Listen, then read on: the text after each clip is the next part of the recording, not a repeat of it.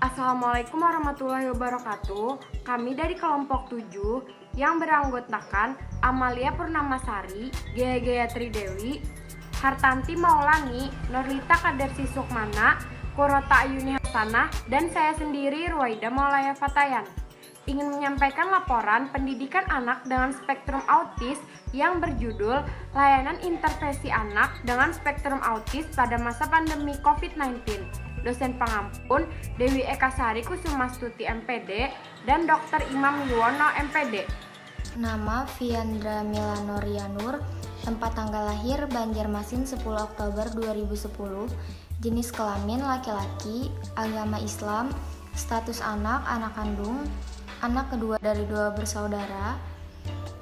Nama sekolah SDN Handil Bakti, kelas 3, alamat Jalan Semangat dalam Kompleks Salsabila. Riwayat kelahiran 1. Perkembangan pada masa kehamilan normal, penyakit pada masa kehamilan anemia, usia kandungan 9 bulan 12 hari, riwayat proses kehamilan, operasi sesar, tempat kelahiran RSUD Ulin, penolong proses kelahiran dokter, gangguan pada saat kelahiran bayi tidak ada, berat badan bayi 3,4 kg, panjang bayi 51 cm, tanda-tanda kelainan pada bayi, sumbing. Konsep dasar anak dengan spektrum autis. Autis merupakan salah satu kelompok dari gangguan dan keterlambatan dalam bidang kognitif, komunikasi, ketertarikan pada interaksi sosial, dan perilakunya. Autis berasal dari bahasa Yunani, autos yang berarti sendiri. Anak autis seolah-olah hidup di dunianya sendiri. Mereka menghindari atau tidak merespon terhadap kontak sosial dan lebih senang menyendiri. Autis adalah gangguan perkembangan pervasif pada anak yang ditandai dengan adanya gangguan dan keterlambatan dalam bidang komunikasi, gangguan dalam bermain, bahasa, perilaku, gangguan dalam perasaan dan emosi, interaksi sosial, perasaan sosial, dan gangguan dalam perasaan sensoris. Program layanan pendidikan bagi anak autistik. Ada beberapa program layanan pendidikan anak autisme, yaitu 1. Kelas transivis, 2. Pendidikan inklusi, 3. Pendidikan terpadu, 4. Sekolah di rumah, 5. Panti atau rehabilitasi autisme.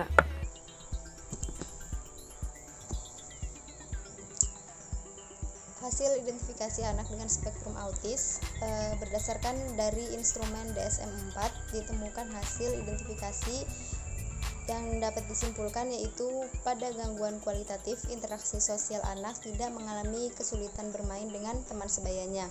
Dia masih bisa mempunyai empati perilaku, berbagai kesenangan, dan masih mampu mengadakan hubungan sosial. Namun anak tidak mampu menjalin interaksi nonverbal. Kemudian dalam gangguan kualitatif pada komunikasi, anak mengalami bahasa yang aneh dan diulang-ulang.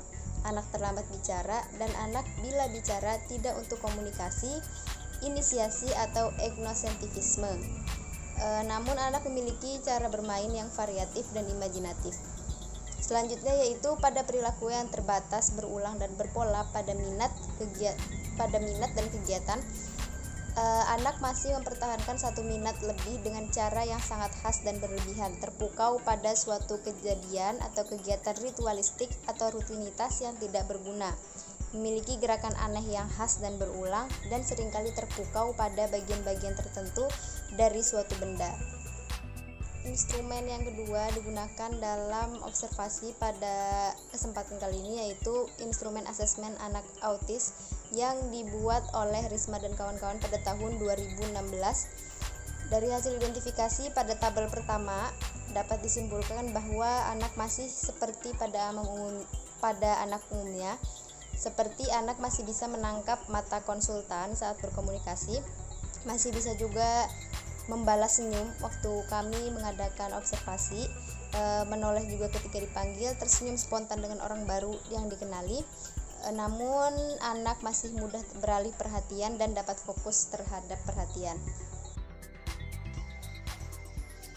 Dari hasil identifikasi berdasarkan tabel 2, dapat disimpulkan bahwa si anak mampu berinteraksi dengan orang lain dengan baik. Contohnya dapat memperkenalkan diri, anak mampu merespon jika diajak bersalaman, dapat memberikan sesuatu kepada orang lain, dapat memberikan respon saat diberi sesuatu yaitu dengan mengucapkan terima kasih, serta si anak memiliki jiwa sosial seperti suka menolong orang lain.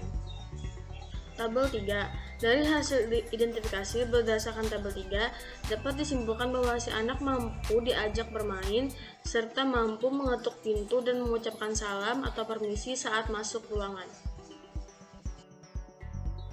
Selanjutnya, di sini ada tabel 4. Kalian dapat membaca dan mengamati pada instrumen tabel 4 ini. Dari hasil identifikasi pada tabel 4, dapat disimpulkan bahwa si anak mampu memegang alat tulis seperti pulpen, pensil, penghapus. Si anak juga mampu melakukan kegiatan yang mampu mengasah kemampuan otak, seperti melipat kertas menjadi 2 atau menjadi 4 bagian yang sama, mampu menebalkan garis putus-putus, garis zigzag maupun bergelombang putus-putus, menggunting kertas, mengikat garis, memilih tisu, dan mampu menulis huruf.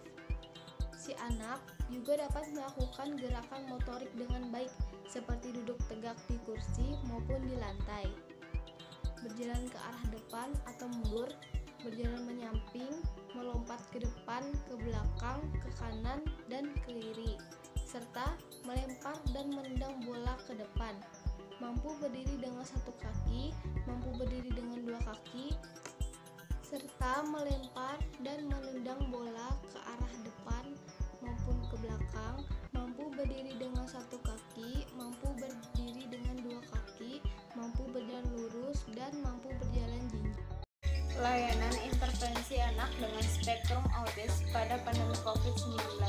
Layanan intervensi yang diberikan guru untuk Fiandra.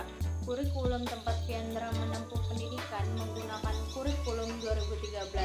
Perencanaan dan pelaksanaan pembelajaran dilakukan secara online dan sedang diusahakan untuk offline.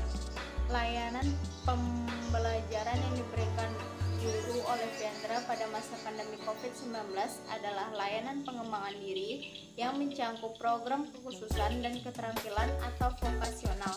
Dilihat dari program kekhususan dalam aspek interaksi sosial, komunikasi, dan perilaku, ternyata Fiandra cukup baik, namun interaksi sosial Fiandra mengalami sedikit hambatan karena Fiandra lebih suka tiba-tiba menyendiri dan berteman dengan teman yang usianya lebih muda darinya. Untuk keterampilan vokasional tidak ada karena sekolah Fiandra tidak mempunyai pengembangan vokasional.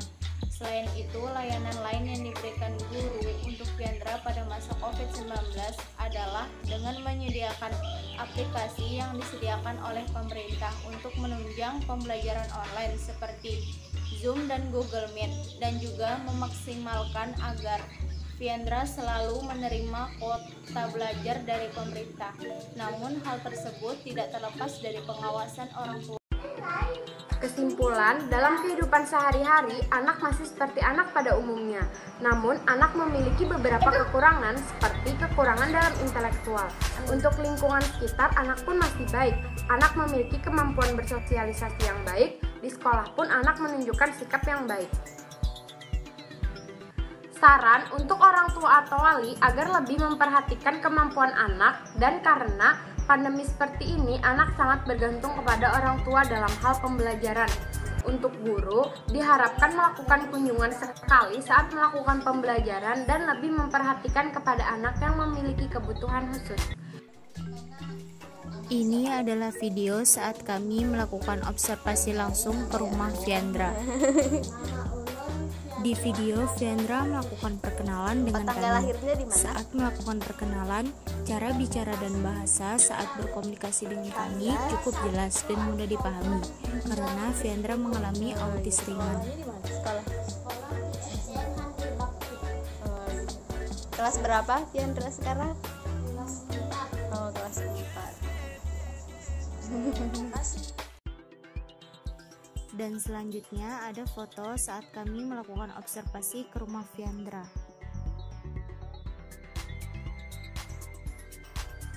Cukup sekian dari kami, salah dan hilapnya mohon dimaafkan. Wassalamualaikum warahmatullahi wabarakatuh.